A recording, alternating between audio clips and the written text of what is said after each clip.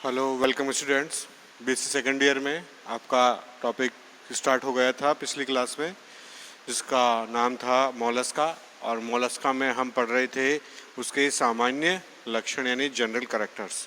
और मोलस्का में हमने जाना कि भाई जो मोलस्का है उसका जो डेवलपमेंट है वो उद्योगाची प्रक्रम में आर्थ्रोपोडा के माध्यम से हुआ है। और आर्थ्रोपोडा के बाद में सेकेंड सबसे बड़ा क्या है, फाइलम है, जिसमें लगभग 80,000 के लगभग तो अलाइव स्पीशीज़ हैं और कुछ इसमें 40,000 के लगभग एक्सटिंक्ट स्पीशीज़ भी रिपोर्ट की गई हैं। उसके बाद हमने देखा कि जो मोलस्का है उसका नाम किसने दिया था, जॉनसन ने दिया था। और इस शब्द की उत्पत्ति मॉलिस से हुई, जिसका मतलब है ऐसे जंतु जिनका शरीर कैसा हो, सॉफ्ट बॉडी हो। तो सॉफ्ट बॉडीड एनिमल कहते हैं, सॉफ्ट बॉडीड एनिमल्स होते हैं, मोलस्का में कंसिडर किए गए। और आगे हमने ये बात की थी कि इनके जो बॉडी है उसके सराउंडिंग एक हार्श, एक कठोर कवरिंग पाई जाती है। वो कैल्शियम कार्बोनेट की बनी होती है और वो कठोर कवरिंग शैल कहलाती है। उसके बाद हमने बात की थी जो इसकी जो बॉडी है उसमें शैल के बाद में मेंटल भी पाया जाता है, जो कि क्या है, जो मेंटल कैविटी होती है उसके सराउंडिंग एक कवरिंग है। और उसके अंदर विसरल मास होता है और विसरल मास से जो इंटरनल ऑर्गन्स हैं वो एसोसिएटेड रहते हैं। आगे हम इसी में बात करेंगे अगले कैरेक्टर्स की। यहाँ भाई जो ब्लड सर्कुलेशन सिस्टम है, blood circulation system mostly open type का होता है। ओपन टाइप किस टाइप का होता है, मोस्टली ओपन टाइप। और ओपन टाइप का अपन मतलब जानते हैं कि जहां ब्लड लैक्यूना पाए जाते हैं, यानी ब्लड किन में भरा हो, जो ब्लड साइनस हैं उनमें अगर ब्लड भरा हो तो इस तरह का जो ब्लड सर्कुलेटरी सिस्टम है वो कहलाता है ओपन टाइप का। तो मोस्टली ओपन टाइप का ब्लड सर्कुलेटरी सिस्टम, तो ब्लड साइनस या लैक्यूना यहाँ देखने को मिलेंगे। लेकिन एक यहाँ पे क्लास है सेफेलोपोडा। सेफेलोपोडा में क्लोज्ड ब्लड वेस्कुलर सिस्टम देखने को मिलता है। ब्लड वेस्कुलर सिस्टम देखने को मिलता है किसमें, सेफेलोपोडा के जो मेंबर्स हैं उसमें। क्लियर है। ब्लड सर्कुलेशन बात करें तो हार्ट होता है, वो हार्ट में ऑरिकल और वेंट्रिकल्स पाए जाते हैं। जनरली जो ऑरिकल्स और वेंट्रिकल्स हैं उनका नंबर डिफर हो सकता है क्लासेस के अकॉर्डिंग, लेकिन अपन एक सामान्य बात करें तो यहाँ पे जो ऑरिकल और वेंट्रिकल्स हैं, उन ऑरिकल और वेंट्रिकल्स में जो नंबर होते हैं ऑरिकल्स के वो 2 होते हैं, तथा जो वेंट्रिकल्स होता है वो नंबर में 1 होता है। तो 2 ऑरिकल होते हैं और एक जनरली वेंट्रिकल यहाँ देखने को मिलता है। साथ में अगर यहाँ हम बात करें ब्लड वेसल्स में तो यहाँ आर्टरीज और साथ में जो वेन्स हैं वो भी यहाँ हमें दिखाई देती हैं कभी कभी। तो जो आर्टरीज और ब्रेन्स होती हैं वो भी रिपोर्ट की गई हैं इस तरह से। तो और इस हार्ट के ऊपर एक कवरिंग पाई जाती है जिसे पेरिकार्डियम भी कहते हैं। पेरिकार्डियम प्रेजेंट होता है। क्या होता है, पेरिकार्डियम प्रेजेंट होता है हार्ट के सराउंडिंग। और यहाँ जो रेस्पिरेटरी पिगमेंट है, रेस्पिरेटरी पिगमेंट होता है क्या, हीमोसाइनिन, जो कि हमने आर्थ्रोपोडा में भी देखा था। तो हीमोसाइनिन नाम का रेस्पिरेटरी पिगमेंट होता है जिससे जो ब्लड है वो ब्लूइश कलर का यहाँ दिखाई देता है। और जो इसका जो ब्लड है उसमें जो सेल्स हैं वो कलरलेस और अमीबॉइड शेप की होती हैं। ब्लड सेल्स कैसी होती हैं, अमीबॉइड एंड कलरलेस।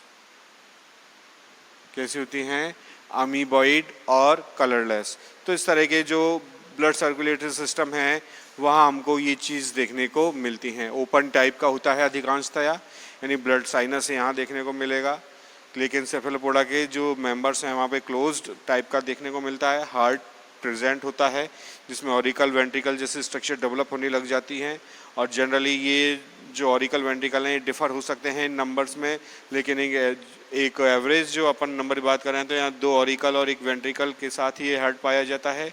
इसके सराउंडिंग जो कवरिंग होती है वो पेरिकार्डियम प्रेजेंट होती है, और जो रेस्पिरेटरी पिगमेंट है वो हीमोसाइनिन के नाम से भी जाना जाता है। और इसकी जो ब्लड सेल्स हैं उनमें अमीबॉइड शेप की और कलरलेस टाइप की यहाँ पे दिखाई देती हैं। आगे हम नेक्स्ट कैरेक्टर की बात करें इसका एक्सक्रीशन की, तो एक्सक्रीशन में हमने क्या देखा था पिछले लेक्चर में कि जो एक्सक्रीशन होता है यहाँ एक्सक्रीटरी स्ट्रक्चर के लिए एक्सक्रीटरी स्ट्रक्चर के लिए हमें क्या देखने को मिलता है, यहाँ पे मेटानेफ्रीडिया, जनरली कई में नेफ्रीडिया देखने को मिलेंगे। क्या देखने को मिलते हैं, कई में हमें नेफ्रीडिया देखने को मिलते हैं।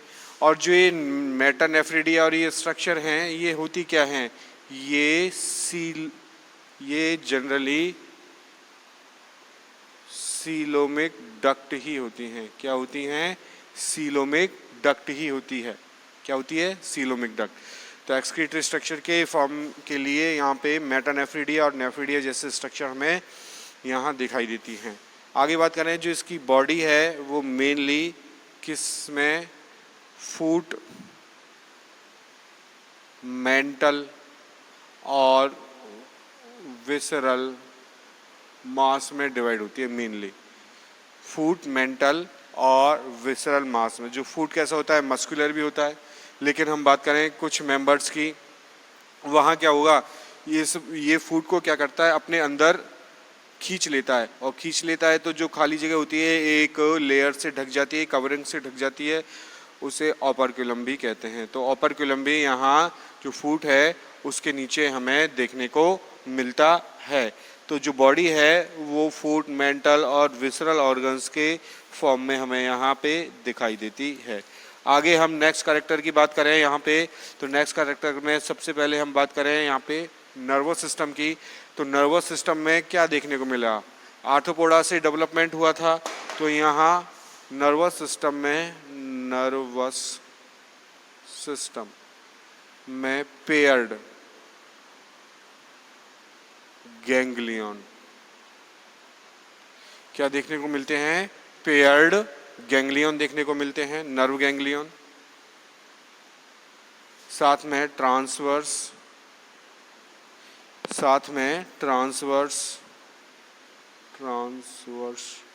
और longitudinal commissure, paired ganglion, transverse, longitudinal commissure, इस तरह की जो स्ट्रक्चर्स हैं वो हमें दिखाई देंगी। साथ में हम यहाँ पे सेंस ऑर्गन्स की बात करें तो सेंस ऑर्गन्स में फोटोरिसेप्टर आई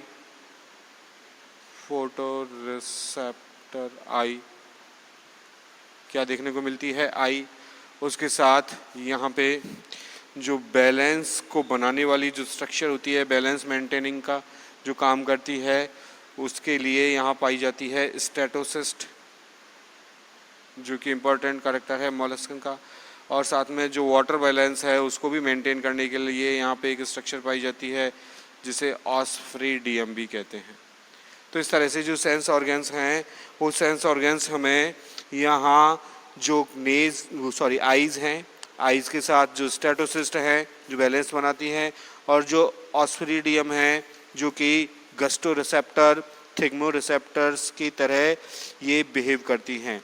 लेकिन अगर हम बात करें स्कैपोपोडा की, तो स्कैपोपोडा में क्या होता है, स्कैपोपोडा जो क्लास है स्कैपोपोडा, तो स्कैपोपोडा में क्या होगा, जो आइज़ होती हैं, आइज़ आर एब्सेंट, वहाँ आइज़ एब्सेंट वहाँ दिखाई देती हैं। क्लियर है। तो स्कैपोपोडा में यहाँ जो आइज़ हैं वो टोटली एब्सेंट होती हैं, लेकिन जनरली यहाँ आइज़ दिखाई देती हैं। तो आपको यहाँ पता भी होना चाहिए कि स्कैपोपोडा सदस्य में क्या होती हैं, नेत्र अनुपस्थित होते हैं। नेक्स्ट फीचर की बात करें हम आगे इसके रिप्रोडक्शन की, तो रिप्रोडक्शन में ये सेक्स कैसे होते हैं, सेपरेट, यानी ये यूनिसेक्सुअल भी होते हैं। कैसे होते हैं, यूनिसेक्सुअल, सेक्स सेपरेट, यूनिसेक्सुअल। कुछ जो मेंबर्स हैं वो बाइसेक्सुअल नेचर को भी दिखाई देते हैं, बाइसेक्सुअलिटी भी यहाँ दिखाई देती है। तो जनरली सेक्स सेपरेट होते हैं, ये यूनिसेक्सुअल होते हैं, लेकिन कुछ जो एनिमल्स हैं उनमें बाइसेक्सुअलिटी भी दिखाई देती है। इनमें जो फर्टिलाइजेशन होता है वो दोनों ही टाइप का दिखाई देता है, फर्टिलाइजेशन बोथ टाइप का, एक्सटर्नल और इंटरनल, एक्सटर्नल और इंटरनल दोनों ही टाइप का यहाँ पे फर्टिलाइजेशन इन जंतुओं में दिखाई देता है। और इनमें जो डेवलपमेंट होता है वो डायरेक्ट और इनडायरेक्ट दोनों ही टाइप का होता है, डेवलपमेंट डायरेक्ट और इनडायरेक्ट डेवलपमेंट। तो इस तरह से जो रिप्रोडक्टिव जो फीचर्स हैं उनमें ये लक्षण दिखाई देते हैं। तो फर्टिलाइजेशन का मतलब आप जानते हैं, और एक्सटर्नल इंटरनल का मतलब जानते हैं, यानी गैमेट का जो फ्यूजन है वो शरीर से बाहर हो, यानी एक्वेटिक मीडियम में हो या और किसी मीडियम में हो। और जब गैमेटिक फ्यूजन या फर्टिलाइजेशन जो जनन मार्ग है उसी में ही हो, रिप्रोडक्टिव ट्रैक्ट में ही हो, तो उसे इंटरनल फर्टिलाइजेशन कहेंगे। डायरेक्ट डेवलपमेंट का मतलब है कि भाई जो जाइगोट बना है उस जाइगोट से जो भ्रूण बनेगा वो डायरेक्ट ही किसमें, एक वेल डेवलप्ड जो इंडिविजुअल है उसमें कन्वर्ट हो जाएगा। लेकिन इनडायरेक्ट डेवलपमेंट में ऐसा नहीं होता। एम्ब्रियोनिक डेवलपमेंट के बाद में वहाँ कुछ लार्वल स्टेज पाई जाती हैं, उन लार्वल स्टेज में मेटामॉर्फोसिस होता है, और मेटामॉर्फोसिस होने के कारण क्या दिखाई देता है वहाँ पे, इनडायरेक्ट डेवलपमेंट। तो अगर यहाँ पे मैं कह रहा हूँ इनडायरेक्ट डेवलपमेंट है तो मेटामॉर्फोसिस हो रहा है, मेटामॉर्फोसिस, और मेटामॉर्फोसिस हो रहा है तो यहाँ पे डेफिनेटली क्या दिखाई देंगी, लार्वल स्टेजेस दिखाई देंगी। और लार्वल स्टेज की बात करूँ तो यहाँ हमें दो टाइप के लार्वा दिखाई देते हैं, ट्रोकोफोर और ग्लोचिडियम। ये इनके लार्वा के नाम हैं मॉलस्कन में। तो ट्रोकोफोर और ग्लोचिडियम नाम के यहाँ पे लार्वा दिखाई देते हैं। क्लियर है। इसके बाद हम बात करें इसके नेक्स्ट फीचर की, जैसा इसका डाइजेस्टिव सिस्टम। तो डाइजेस्टिव सिस्टम में अगर बात करें हम, तो डाइजेस्टिव सिस्टम में अगर बात कर रहे हैं तो हमने क्या देखा, जो इसका बॉडी ऑर्गेनाइजेशन है वो ऑर्गन ग्रेड का होता है, यानी जो ऑर्गन होंगे वो वहाँ पर्टिकुलर फंक्शन के लिए अलग अलग दिखाई देंगे। तो इसका जो डाइजेस्टिव सिस्टम है वो वेल डेवलप्ड होता है, क्योंकि इसमें जो डाइजेस्टिव ग्लैंड है जैसे लिवर है, हिपेटोपैंक्रियाज है, वो पाई जाती हैं। और यहाँ पे क्या पाई जाएंगी डाइजेस्टिव सिस्टम में, डाइजेस्टिव सिस्टम में लिवर, हिपेटो पैंक्रियाज, लिवर, हिपेटोपैंक्रियाज, और उसके साथ में एलिमेंट्री कैनाल जिसमें माउथ, फेरिंग्स, इसोफेगस, स्टमक, इस तरह की स्ट्रक्चर भी दिखाई देंगी। लेकिन प्रॉपर्ली यहाँ डेवलप नहीं होगा, लेकिन ऑर्गन तो यहाँ डेवलप हो जाते हैं। तो ऑर्गन सिस्टम भी यहाँ डाइजेस्टिव सिस्टम के रूप में दिखाई देता है। लेकिन एक क्लास है पैलीसाइपोडा, जो उसके मेंबर होते हैं उनमें उनके जो डाइजेस्टिव सिस्टम है उसमें एक स्पेशल टाइप का ऑर्गन मिलता है जिसे रेस्पिंग ऑर्गन कहते हैं। पैलीसाइपोडा के मेंबर्स में उनके डाइजेस्टिव सिस्टम में एक स्पेशल टाइप का ऑर्गन मिलता है जिसे रेस्पिंग ऑर्गन कहते हैं, और उस रेस्पिंग ऑर्गन का नाम है रेड्यूला। क्या नाम है? रेड्यूला। तो रेड्यूला का पाया जाना ही किसका लक्षण है? पैलीसाइपोडा का। जो उसके पाचन तंत्र यानी डाइजेस्टिव सिस्टम का महत्वपूर्ण भाग है। अगर हम बात करें इसके रेस्पिरेटरी सिस्टम की, तो रेस्पिरेटरी सिस्टम में क्या क्या फीचर्स देखने को मिलते हैं?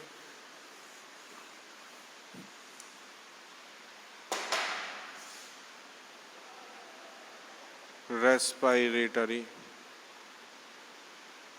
सिस्टम, तो रेस्पिरेटरी सिस्टम में यहाँ पे हमें क्या देखने को मिलेगा? जैसे हमने बात की थी आर्थ्रोपोडा में, वहाँ किस तरह की स्ट्रक्चर थी? ट्रैकिया था, ट्रैकियल ओपनिंग थी, स्टिग्मा थे जिसे स्पाइरिकल भी कहा था, और साथ में वहाँ हमने गिल्स भी देखे थे या बुक गिल्स भी देखे थे।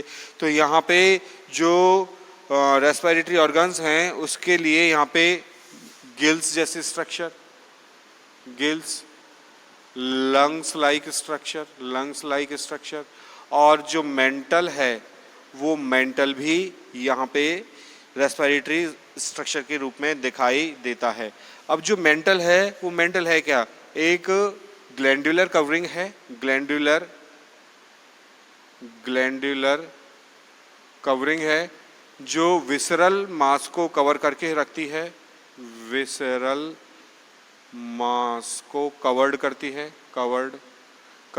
है, और जिससे कवर करने से यहाँ एक कैविटी बन जाती है, उसे क्या कहते हैं? विसरल कैविटी कहते हैं। ठीक है, और यही जो ग्लैंडुलर जो कवरिंग है जो सीक्रेशन करेगी, वो सीक्रेशन करके किसका फॉर्मेशन करती है? आउटर जो शेल है उसका फॉर्मेशन ये करती है। तो इस तरह से जो मेंटल है वो काफ़ी इसका रिकॉग्निजेबल कैरेक्टर है किनमें? मॉलस्कन में। अगर हम बात करें कुछ अन्य सदस्यों की कि भाई इनमें जो पेरिकार्डियम होता है, उन पेरिकार्डियम में अगर हम बात करें गैस्ट्रोपोड की, तो गैस्ट्रोपोड में एक ऑरिकल और एक वेंट्रिकल होता है। गैस्ट्रोपोड में एक ऑरिकल में हमने पहले भी बात की थी कि ये जो नंबर है ऑरिकल और वेंट्रिकल के, ये अलग अलग क्लास में अलग अलग देखने को भी मिलते हैं। तो गैस्ट्रोपोड की बात करें, गैस्ट्रोपोडा की, तो वहाँ ऑरिकल और वेंट्रिकल, वो ऑरिकल और वेंट्रिकल यहाँ पे नंबर 1 और 1 इस तरह से ये दिखाई देते हैं। तो ये किसका फीचर है? गैस्ट्रोपोड की। किसके?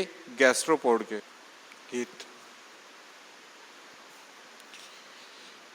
तो जो गैस्ट्रोपोड होते हैं उनमें इस तरह का फीचर देखने को मिलता है। एक इम्पॉर्टेंट बात ये है, जो गैस्ट्रोपोड होते हैं या मोलस्कन होते हैं उनमें जो सिमेट्री होगी, सिमेट्री कैसी होती है? Bilateral symmetry. बाइलेटरल मतलब body is divided into 2 equal halves, यानी दो बिल्कुल अर्धांश दिखाई देंगे, इक्वल हाफ्स दिखाई देंगे। और ऐसी जो सिमेट्री है, अगर अपन एक हाइपोथेटिकल एक्सिस से अपन उस बॉडी को एक उसमें एक प्लेन बनाएं तो उस बॉडी के 2 इक्वल हाफ्स दिखाई देंगे। ऐसी सिमेट्री को बाइलेटरल सिमेट्री कहते हैं, जो मोलस्का में देखने को मिलती है। लेकिन गैस्ट्रोपोडा के जो सदस्य होते हैं इनमें क्या होता है?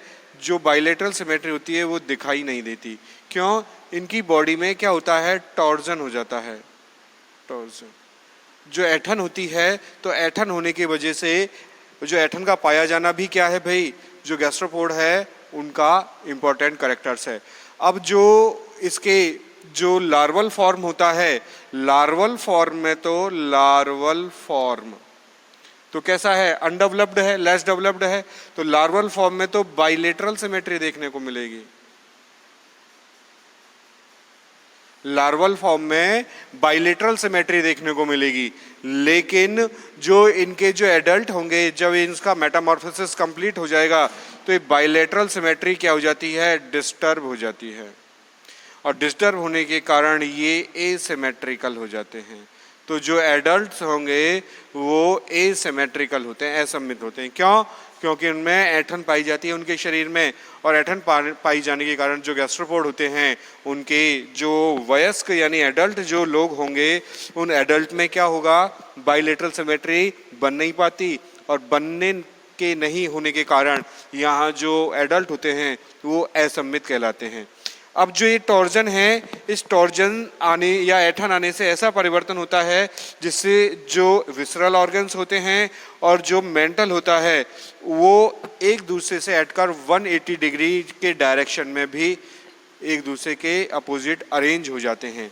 यानी जो ऐठन हो जाएगी वो ऐठन इस तरह हो जाती है, और ऐठन होने के कारण जो इसके जो मेंटल है और मेंटल के साथ इसका जो विसरल ऑर्गन है, उन विसरल ऑर्गन में पूरा क्या होता है, ऐठन प्रक्रिया आ जाती है, जिससे जो कैविटी होती है वो भी कम हो जाती है।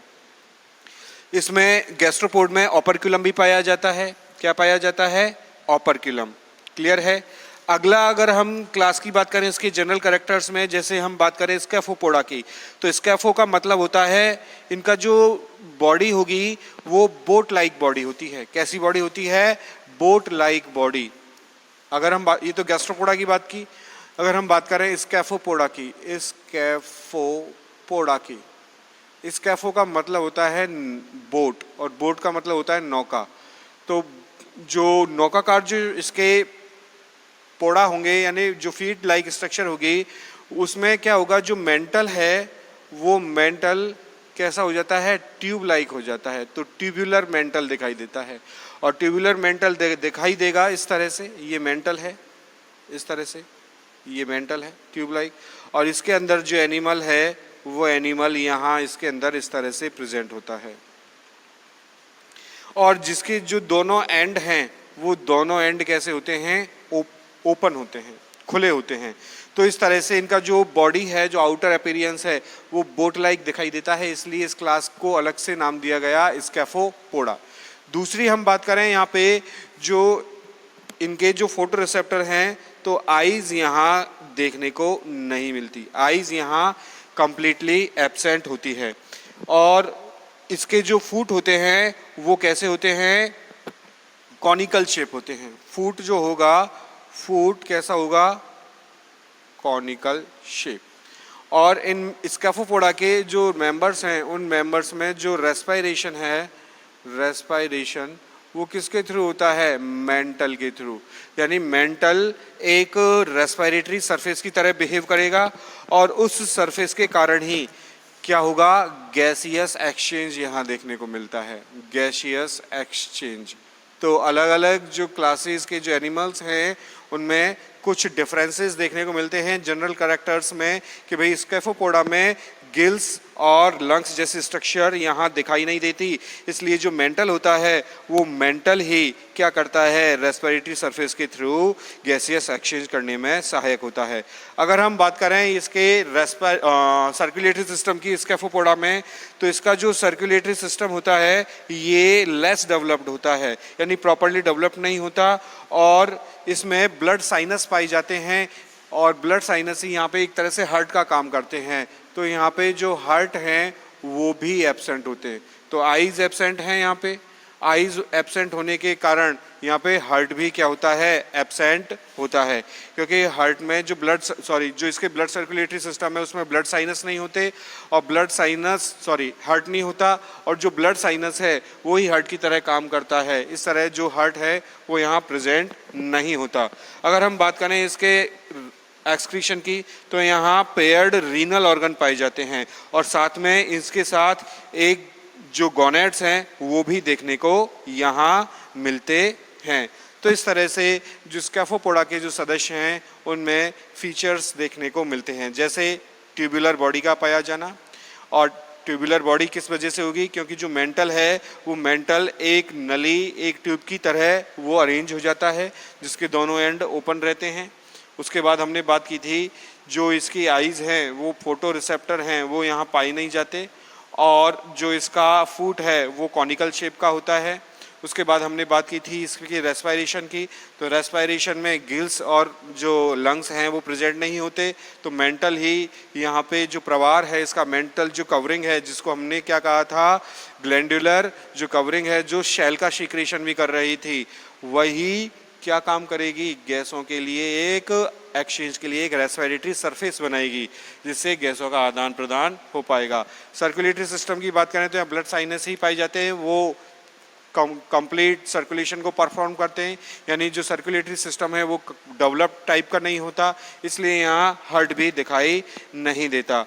और यहाँ एक्सक्रीटरी सिस्टम के लिए यहाँ रीनल ऑर्गन्स यहाँ देखने को मिलते हैं। अगली हम बात करें आगे इसमें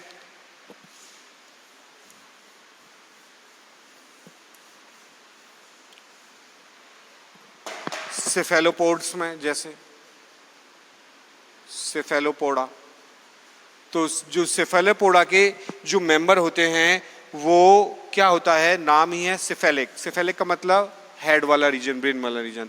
तो यहाँ पे हेड बड़ा होता है, डिस्टिंक्ट होता है। कैसा होता है, काफ़ी बड़ा होता है, डिस्टिंक्ट होता है। पेयर्ड आईज प्रेजेंट होती हैं, यानी फोटो रिसेप्टर्स यहाँ प्रॉपर डेवलप होते हैं। क्लियर है। इसमें फूट और इसके सराउंडिंग क्या होते हैं, सेक्टोरियल आर्म्स होती हैं, और ये सेक्टोरियल आर्म एक साइफरस ट्यूब की तरह काम करती हैं। फूट होता है और माउथ और इसके सराउंडिंग सेक्टोरियल चूषक नलिकाएं होती हैं, भुजाएं होती हैं। सेक्टोरियल आर्म्स होती हैं और ये आर्म साइफोनस ट्यूब्स की तरह व्यवहार करती हैं। क्लियर है। इसके डाइजेस्टिव सिस्टम में जो रेड्यूला है, रेस्पिंग ऑर्गन, जिसकी बात कुछ देर पहले की थी, रेड्यूला जैसी स्ट्रक्चर भी इसके डाइजेस्टिव सिस्टम में दिखाई देती है। किसके में, सेफेलोपोडा के में। अगली बात करें जो इसका मेंटल है, उस मेंटल में क्या होता है, इसकी जो वॉल है काफ़ी मस्कुलर और थिक होती है और जो उसकी कैविटी को घेरे रहती है। ठीक है। इसमें जो ब्लड सर्कुलेशन सिस्टम है वो कैसा होता है, क्लोज्ड ब्लड सर्कुलेशन सिस्टम पाया जाता है। क्लोज्ड ब्लड सर्कुलेटरी सिस्टम हमें यहाँ देखने को मिलता है, यानी कि यहाँ जो ब्लड होगा उसमें हमें ब्लड वेसल्स प्रॉपर्ली दिखाई देंगी और उन्हीं में ही ब्लड सर्कुलेट होगा। और ऑरिकल और वेंट्रिकल की बात करें तो यहाँ 2 ऑरिकल थे और 2 ही वेंट्रिकल होते हैं। कितने, यानी कि 4 चैम्बर्ड हार्ट होता है। तो ये स्पेशल किसके केस में बात कर रहे हैं हम, सेफेलोपोड के केस में। तो सेफेलोपोडा में 4 चैम्बर हार्ट के यहाँ देखने को मिलते हैं। ये यूनिसेक्सुअल होते हैं और कई बाइसेक्सुअल भी देखने को मिलते हैं, यूनिसेक्सुअल। और इनमें डायरेक्ट डेवलपमेंट भी होता है। डायरेक्ट डेवलपमेंट का मतलब है लार्वल स्टेज यहाँ पे नहीं होती, और साथ में इनमें जो मेटामॉर्फोसिस है वो भी यहाँ दिखाई नहीं देगा। तो इस तरह से ये जो एनिमल्स होते हैं उन एनिमल्स में इस तरह के फीचर दिखाई देते हैं। तो इम्पॉर्टेंट क्या है यहाँ पे, हेड का डिस्टिंक्ट होना, सेक्टोरियल आर्म का पाया जाना, रेडुला स्ट्रक्चर का उपस्थित होना, और बंद परिसंचरण तंत्र का पाया जाना जिसमें 2 ऑरिकल, 2 वेंट्रिकल और 4 चैम्बर्ड हार्ट का पाया जाना। डायरेक्ट डेवलपमेंट होता है, लार्वल स्टेज यहाँ होती नहीं है। ठीक है। मीरोब्लास्टिक क्लीवेज होता है, मीरोब्लास्टिक क्लीवेज का मतलब है कंप्लीट जो एंटायर जो एग है उसमें पूरे एग में क्या नहीं होते, क्लीवेज का प्रोसेस नहीं होता, ब्लास्टोमियर्स नहीं बनते। तो यहाँ जो मीरोब्लास्ट यानी कि कोई पार्शियल जो रीजन होगा एग का वहीं क्लीवेज होगा, तो मीरोब्लास्टिक जो क्लीवेज है वो यहाँ देखने को मिलता है। क्लियर है। तो इस तरह आज हमने डिस्कस किया था जो मोलस्का हैं उनके जनरल कैरेक्टर्स। कल जो नेक्स्ट क्लास होगी उसमें हम डिस्कस करेंगे मोलस्का में आगे उसका डिटेल क्लासिफिकेशन और उसकी क्लासेस के जो रिप्रेजेंटेटिव जो जंतु हैं उनके स्पेशल कैरेक्टर। तो आज के लिए इतना ही। Thank you very much.